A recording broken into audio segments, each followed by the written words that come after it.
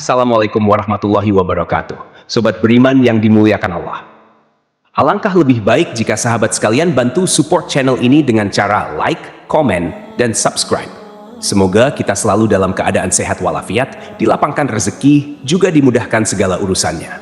Amin ya Robbal Alamin. Al-Baqarah adalah surat kedua di dalam Al-Quran yang memiliki 286 ayat.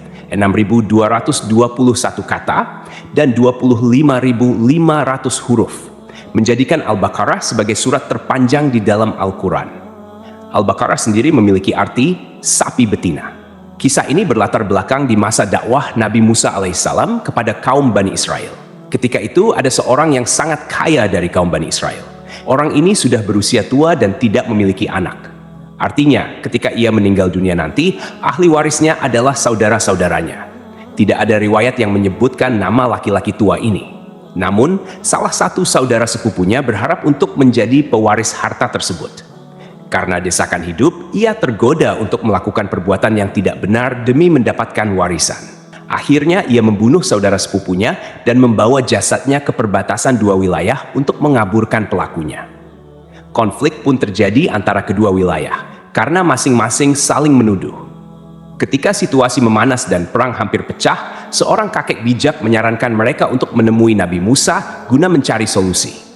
Nabi Musa kemudian berdoa kepada Allah Subhanahu wa Ta'ala agar diberi petunjuk untuk menyelesaikan masalah ini.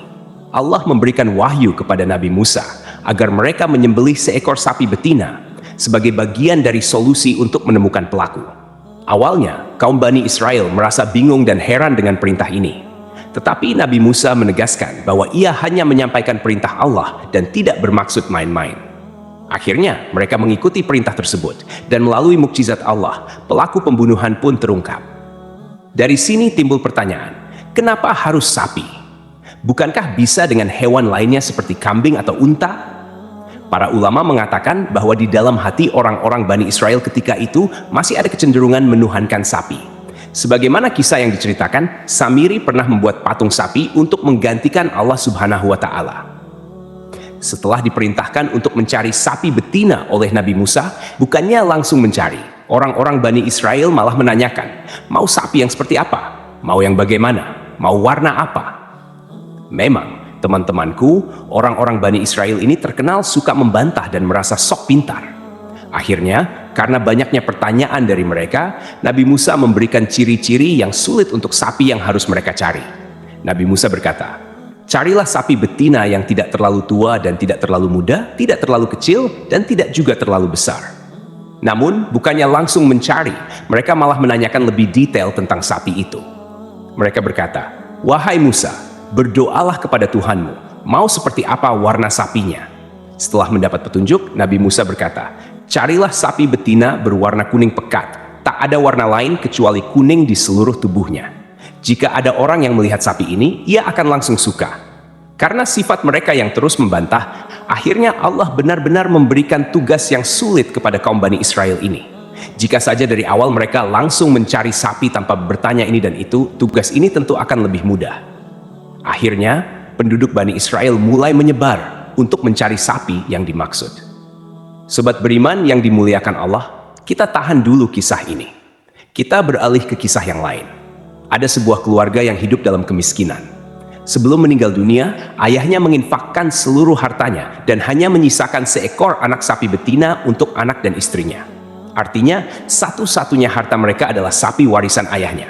Ketika anak ini tumbuh dewasa, ia sangat berbakti kepada ibunya. Setiap hari, anak ini pergi ke hutan untuk mencari kayu bakar, membawanya ke pasar, lalu menjualnya. Hasilnya ia belikan makanan untuk dirinya dan ibunya di rumah. Ia terus melakukan ini demi menyambung hidup. Suatu hari, ibunya berkata, sesungguhnya ayahmu dulu telah mewariskan seekor anak sapi betina untukmu. Ia meninggalkannya di dalam hutan. Pergilah, ambil hakmu atas sapi itu. Akhirnya, pemuda ini memutuskan pergi ke hutan. Di sana, ia menemukan sapi warisan ayahnya, lalu membawanya pulang ke rumah. Sesampainya di rumah, ibunya berkata, engkau adalah orang fakir dan tidak memiliki harta. Engkau kerepotan mencari kayu bakar di siang hari dan melakukan qiyamul lail di malam hari. Oleh karena itu, pergilah jual sapi ini di pasar dengan harga 3 dinar. Pemuda ini pun membawa sapi ke pasar untuk dijual. Ketika sedang menunggu pembeli, tiba-tiba datang seorang laki-laki. Di sini Allah sedang menguji hambanya yang saleh ini. Apakah ia amanah dalam menjalankan tugas dari ibunya? Allah mengutus seorang malaikat yang menyamar menjadi manusia. Laki-laki itu berkata kepada pemuda penjual sapi, "Wahai anak muda, engkau jual sapi ini berapa?" Pemuda itu menjawab, "Aku menjualnya dengan harga 3 dinar, dengan catatan ibuku meridhoinya." Lantas laki-laki itu berkata lagi, "Aku beli sapi ini dengan harga 6 dinar, tapi engkau tak perlu meminta persetujuan kepada ibumu. Kau ambil saja 3 dinar secara diam-diam, dan 3 dinar sisanya kau berikan kepada ibumu." Pemuda itu berkata, "Seandainya engkau memberikan emas sebesar sapi ini pun, aku tidak akan memberikannya kecuali dengan ridho ibuku." Kemudian pemuda ini pulang dan menceritakan kepada ibunya tentang harganya. Lalu sang ibu berkata, "Kembalilah ke pasar, juallah dengan harga 6 dinar berdasarkan ridho dariku." Pemuda itu pun kembali ke pasar, menemui malaikat yang menyamar sebagai pembeli tadi, dan berkata, "Ibuku menyuruhku menjual sapi ini dengan harga 6 dinar, tidak kurang dan tidak lebih." Tuan laki-laki itu berkata, "Saya akan membeli sapi ini dengan harga 12 dinar. Kau bisa ambil 6 dinar untukmu, dan 6 dinar sisanya kau berikan kepada ibumu tanpa perlu ibumu tahu harga sesungguhnya." Namun, pemuda ini tetap menolak tawaran tersebut. Ia pulang menemui ibunya dan menceritakan hal ini. Lalu ibunya berkata, "Sungguh, orang yang mendatangimu itu adalah malaikat dalam bentuk manusia yang diutus Allah Subhanahu wa Ta'ala untuk mengujimu. Jika ia datang lagi, katakan padanya, 'Apakah engkau memerintahkan kami untuk menjual sapi ini atau tidak?'" Pemuda itu pun berangkat lagi ke pasar.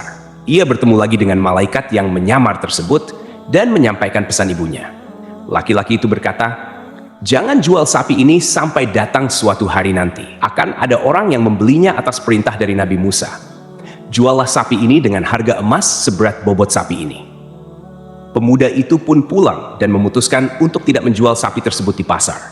Pada suatu hari, orang-orang dari Bani Israel datang hendak membeli sapi itu atas perintah Nabi Musa alaihissalam. Pemuda itu berkata, "Silakan Tuan, aku menjual sapi betina warisan ayahku ini dengan harga emas seberat bobot sapi ini." Artinya, jika bobot sapi itu 1 ton, maka harganya juga emas seberat 1 ton. Orang-orang dari kaum Bani Israel pun terkejut mendengar harga tersebut. Akhirnya, mereka patungan untuk mengumpulkan emas sebesar itu. Sapi betina tersebut pun dibeli dengan harga sesuai bobotnya. Teman-temanku seiman, sapi itu kemudian dibawa kepada Nabi Allah Musa alaihissalam. Sapi tersebut disembelih, lalu Nabi Musa mengambil bagian paha kaki sapi itu dan memukulkannya ke jasad Syam atas izin Allah Subhanahu wa Ta'ala. Jasad yang sudah meninggal ini tiba-tiba bangkit dari kematiannya. Nabi Musa pun berkata kepadanya, "Wahai Syam, siapa di antara mereka yang membunuhmu?" Lalu dengan isyarat tangan, jasad Syam menunjuk kepada saudaranya, Uhaiha. Setelah itu, Syam kembali meninggal dunia. Akhirnya, diketahuilah siapa yang membunuh Syam. Uhaiha langsung ditangkap dan diberi hukuman atas perbuatannya. Akhir kisah, ada riwayat yang mengatakan bahwa pemuda saleh yang tiba-tiba kaya raya tadi menikah dengan istri dari Syam, seorang pedagang kaya raya. Pemuda itu pun menjadi semakin kaya atas pernikahannya tersebut. Wallahu alam bisawab. Jadi itulah kisah tentang sapi betina dalam surah Al-Baqarah. Semoga kisah ini bermanfaat. Lebih dan kurangnya mohon dimaafkan. Yang benar datangnya dari Allah Subhanahu wa Ta'ala. Sedangkan khilaf atau keliru datangnya dari saya pribadi sebagai manusia biasa.